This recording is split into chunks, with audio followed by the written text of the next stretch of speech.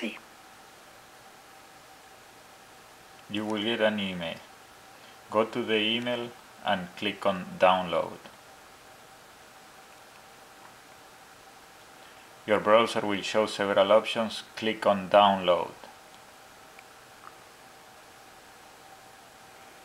On the bottom left hand side, you'll see that it's downloading your video. Wait till the browser finishes downloading your video.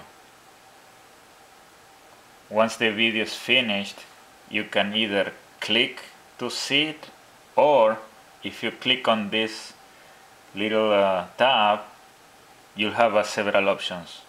So you can actually see it where it was downloaded. You can now copy it to wherever you want to copy it. So you can watch it here. And as you can see, I'm using QuickTime Player. Or if you click on the original download, you'll also be able to see it there.